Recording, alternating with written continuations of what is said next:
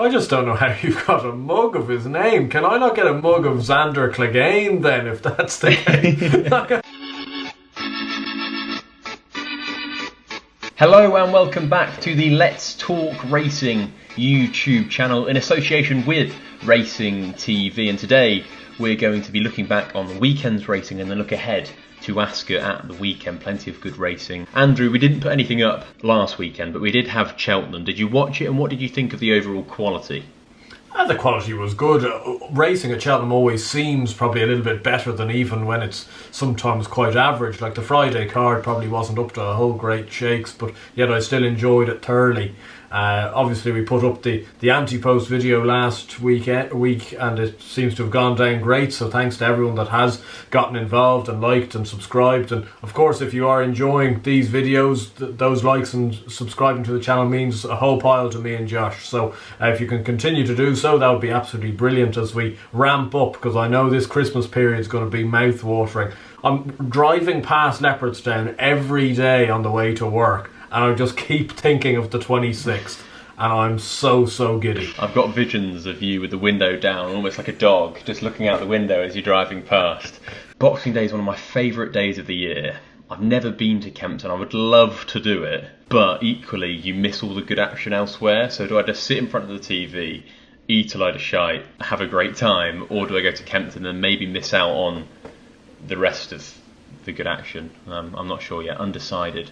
And also I've got no one to go to Kempton with, so if you're out there wanting a buddy to go to Kempton, give me a bell and I'm probably 100% will come along. Like we said on this video, we are going to be looking back on the weekend's racing. We'll start with Fairyhouse then on the Saturday, and we saw two exciting new recruits to fences, both from the Willie Mullins stable. The first one being Blue Lord in the 2 mile beginners chase. He obviously finished second, to appreciate it, in last year's Supreme Novices hurdle, when he would have finished second if he hadn't come down at the last. I thought this was very good. I thought he jumped well, and he beat Albarra, who's rated 135. He beat Cade Boy, who's rated 144 over hurdles, and he beat them with ease. You know what, I would go as far to say he's not going to be as good as Fernie Hollow, appreciate it. If he would have ran in something like the Henry VIII, I think he'd have won that. I think he's better than Edwardstone. Yeah, I think he's probably the third best, and the unfortunate thing for him is those two better horses are in his own stable. I thought he was a really good performance. He's always shaped like a fence would bring out the best in him, and as you rightly alluded to there, Albarra and Cade Boy are horses to keep on side, especially Cade Boy. I think when he goes handicapping maybe in the spring festivals, something at Fairyhouse might be very interesting for him. No, but Blue Lord was very good. I don't know how they'll go about splitting those three horses up now. That's the only problem, and you'd have to think that Blue Lord at some stage is just going to have to run against either an Appreciated or a Fernie Hollow, but you couldn't have been more impressed with him on his first start. Another horse that you really liked last year was Statler.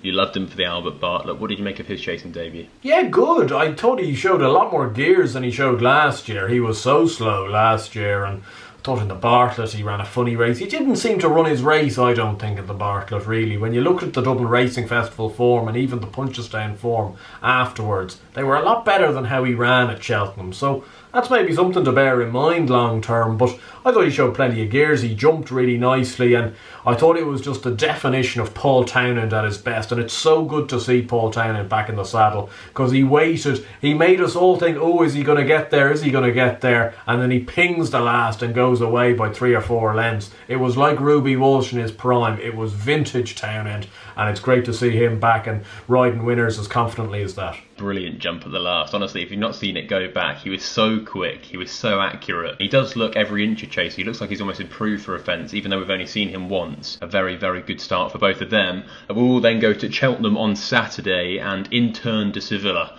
won the Triumph Trial. Now, I don't actually want to talk about him straight away.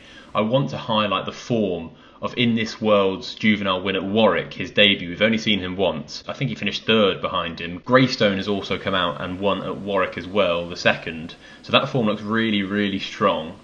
What did you make of Interne de Sevilla? Yeah, he was good. He was quite professional from the front. He seemed to have learned plenty for his first start at Warwick over hurdles, and it was a very good victory for connections that know how to ready a juvenile hurdler. That being said, Josh, I don't think the form of the race was up to a whole pile, really. It kind of reminded me of that November race where you're looking at it going, well, I don't think we've seen any Triumph hurdle contenders here, really.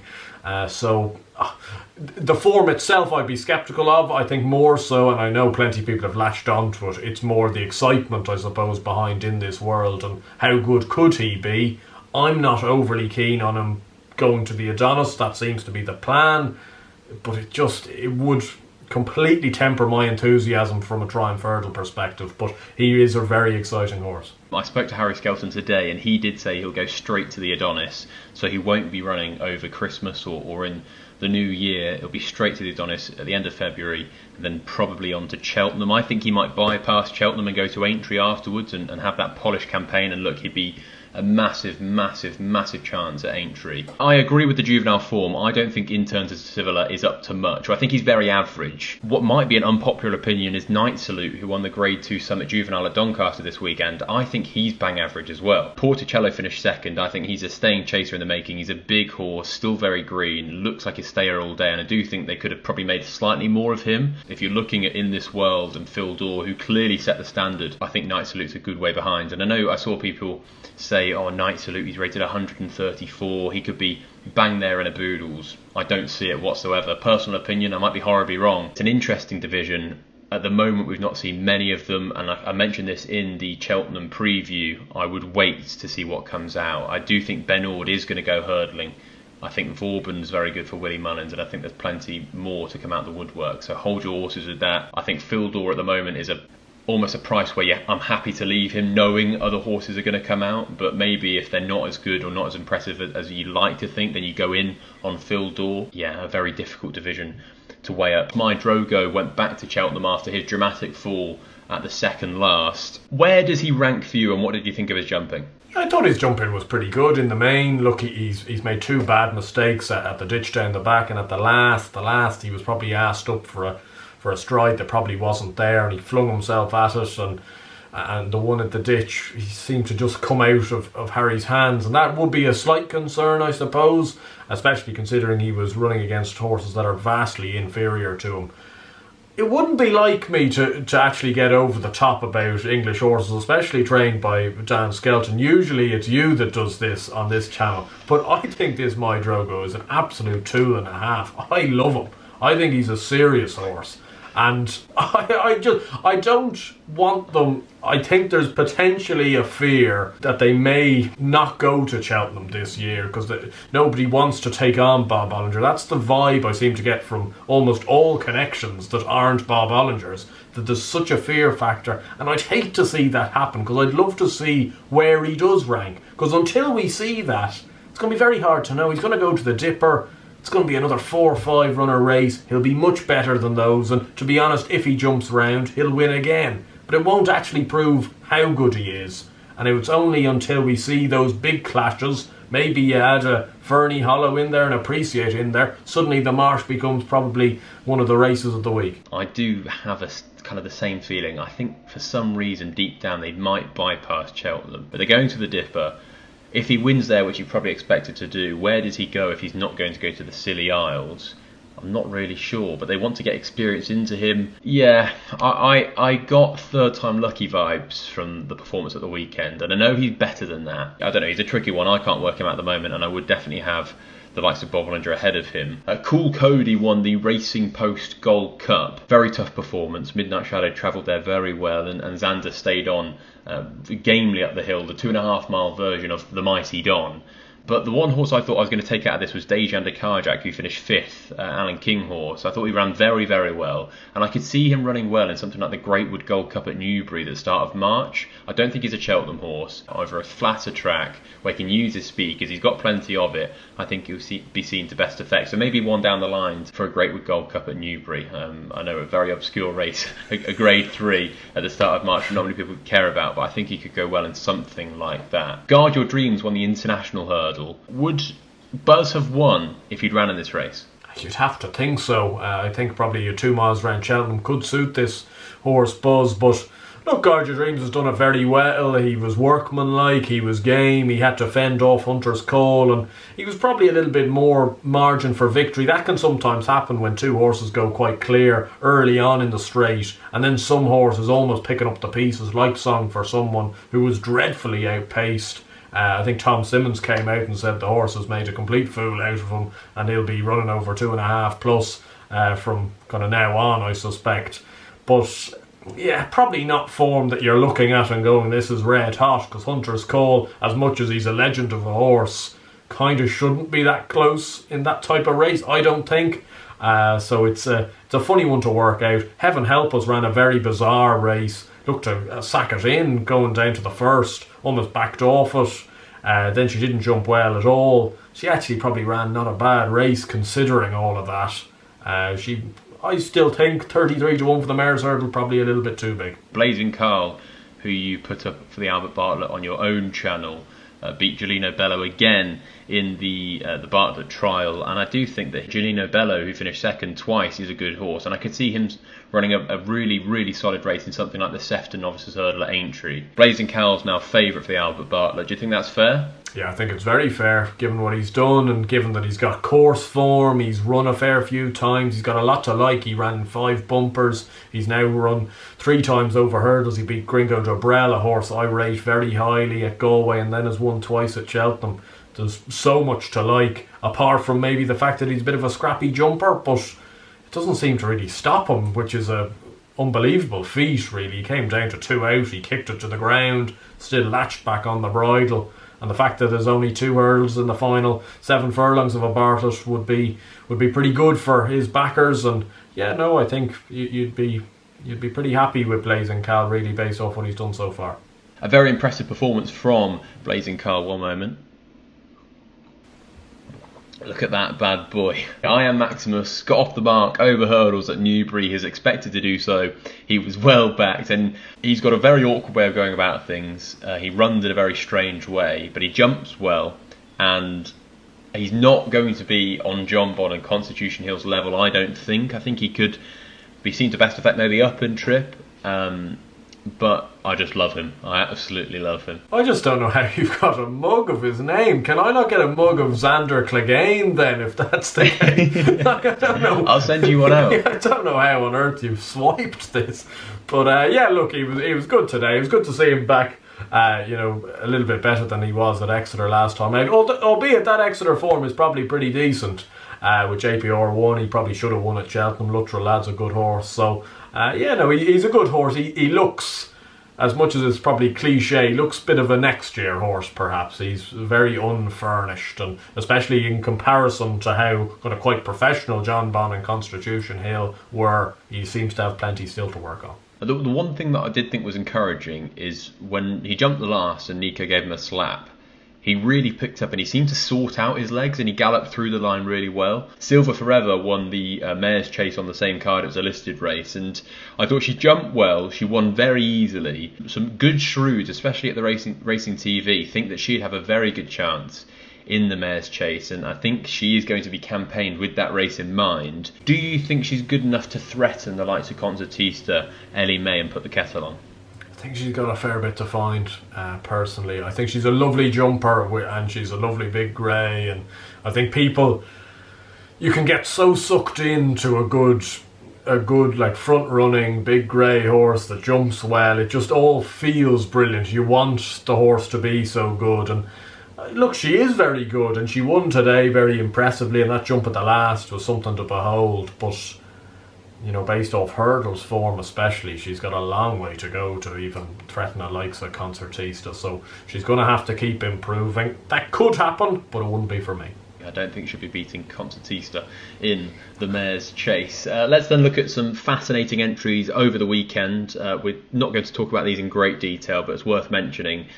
Today we've got Brandy Love and Gaillard de Menil out. Gaillard de Menil making his chasing debut, Brandy Love making her hurdling debut. Tomorrow we've got City Chief at Ascot in the 2.5 mile maiden hurdle. He cost £210,000. He's in the colours of Shishkin and Albion Photo. Could be an exciting horse. And in the bumper we've got Henry II and Top Dog, who are two horses that I really like, and Henry II was mightily impressive at Chepstow. And then on Saturday, a couple of youngsters as well. Deploy the Getaway is in at Navan, Gatsby Gray also in the same race. Glen Glass, Journey with Me in there, and American Mike is also in the bumper, the champion bumper favourite. So a few youngsters worth watching over the next couple of days with the Cheltenham Festival in mind. But we do have two races to preview, one being the Kennel Gate on Friday, and it's a bit of a difficult race to preview. It's probably a no bet for both of us. Maybe Jonbon is 1-2 favourite. He's a Supreme Novices Hurdle winner?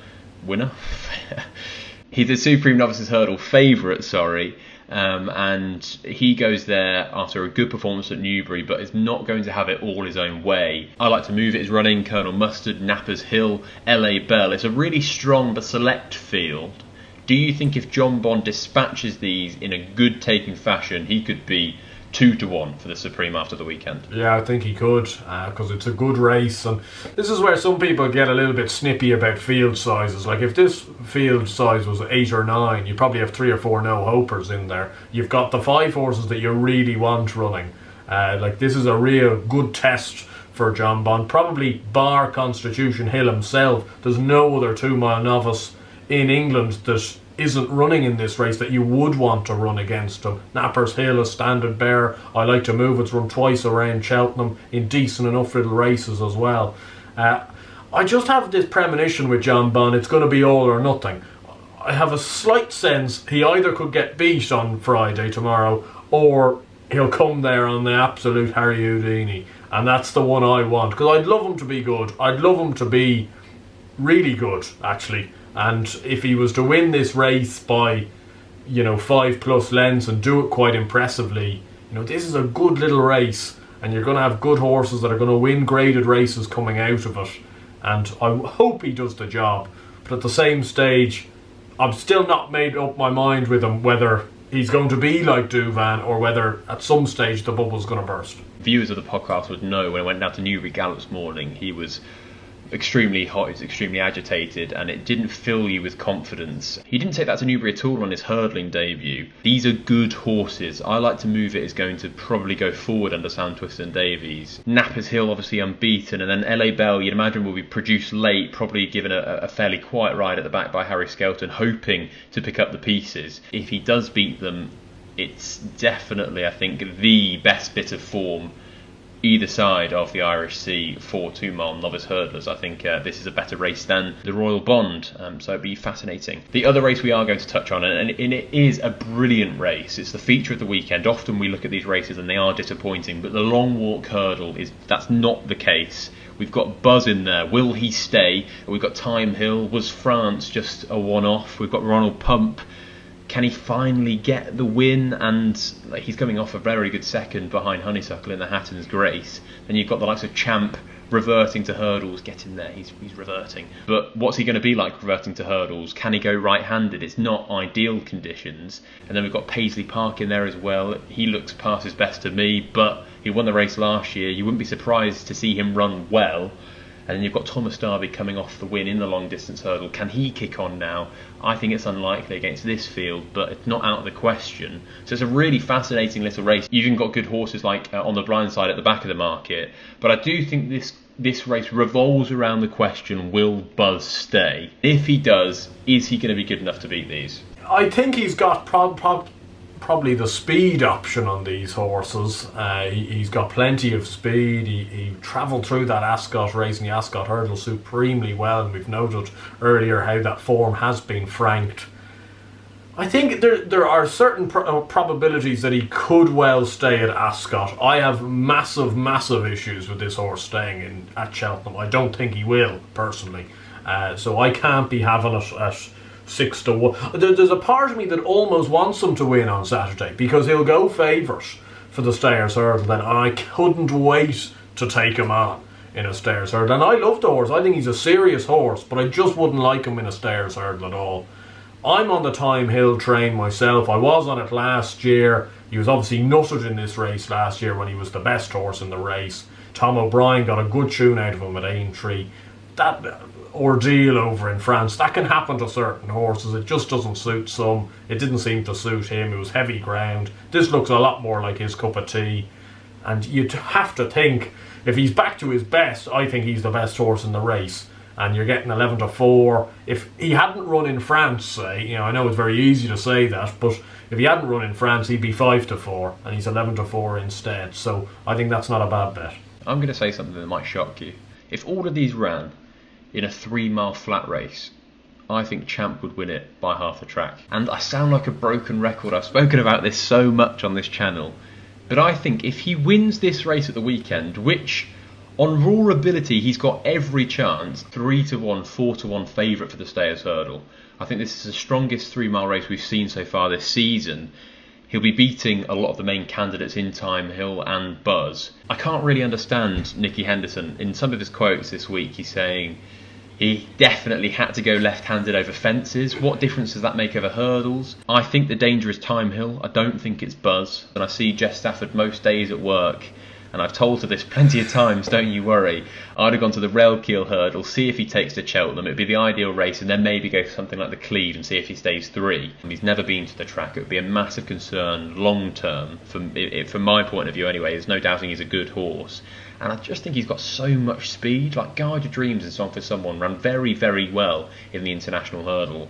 And Buzz beat them very comfortably at Ascot over 2 furlongs further. I'm going to side with Champ. I hope he gets a job done, and I hope we're sitting on a nice slip for the Stayers Hurdle. As we didn't do a video last week, we didn't have our best bets, but it is time to go back in. And we had a good bit of form going into last week's video, so hopefully we can continue that. I've got 4. I think you've got 5. I'll quickly run through mine. The first being Mac the Man at 20-1 in the Betfair Exchange Trophy at 3:35 at Ascot on Saturday. As you know, I like this horse. I think he's better than his mark. He was in good form at Exeter. He only went up £3.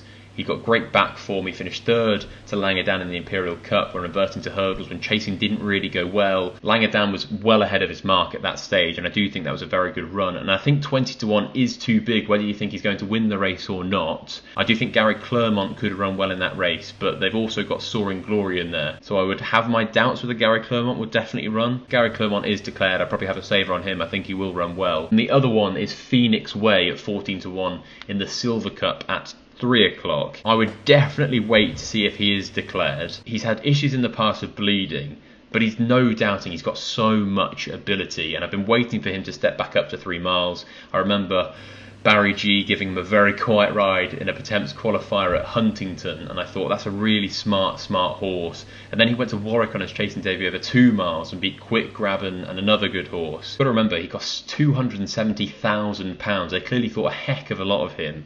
I think 140 underestimates him. I've been waiting for 3 miles. It is 3 miles if he runs, and I'm hoping he can put it all together, and Saturday is the day. The third best bet is Up for Parole. He runs at Haydock in the 2:05. He's 14-1 over 2 miles and 2 furlongs. I think he had a brilliant way of jumping hurdles. He had 1 run over fences. It didn't really go well, but he was hampered. He's got plenty of ability as well, and he's only off a mark of 127. I think 14-1 is a bit of a price in that race, and I don't think it's the deepest race in the world. And then the final one, there's no price for this yet, but it's on Monday, and Speech Bubble for Noel Williams, I think.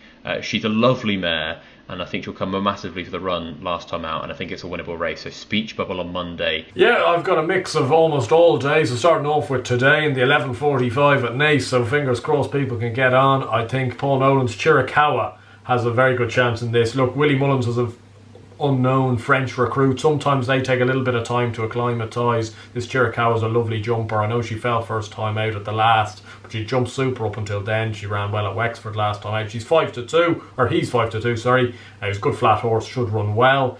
1:45 at Ascot on Friday. I quite like Fergal's horse in this, Carl Philippe, off a very low weight. 6-1 at the moment. I think is the best price. He was second behind Papa Tango Charlie up at Carlisle over 2.5. I don't think he quite got home, and they've tried him a few times over 2.5 and he hasn't got home. Back to 2 mile 1, I think he's got a very good chance. On Saturday in the Tommy Whittle at Haydock, a horse at a massive price, a horse called Crixius's Escape. Bit of a handful of, or a bit of a mouthful should I say. Brian Hughes takes the right, 25-1 you can get at the moment. Loves heavy ground. Usually very good second time out in a season, so will come on plenty for the run a month ago, which was fairly average. Down £5 from his last winning mark. I think he's got a sniff. At 335, the Betfair Exchange Trophy. Also quite keen on Gary Claremont, but my top one would be Luttrell Lad. I think he does run. He's 12 to 1, which I think is a massive price for Philip Hobbs. Philip Hobbs' horses have been in and out, but I think this horse is a good horse, a strong travelling horse, and I think 2 miles in a big handicap could suit him if he comes from the rear. That Exeter form looks pretty strong at this point. And the last one on Sunday, hopefully we can get out on Sunday, in the 140, the Boring Bell Mares Novices Hurdle, Lunar Display. Have a look at this race. This is a listed race, and it looks one of the most average races I have ever seen. And Lunar Display, second to Hollow Games a couple of starts ago, second last time out as well. I think she takes a heap of beat. There you go, 5 fancies for Andrew and 4 for me. Hopefully we can have a profitable weekend. But thank you very much for watching this video. If you did enjoy it, hit that like button, subscribe if you haven't already, and we'll see you soon. A very good performance from Blazing Curl. I Am Maximus made his... I'll do that again.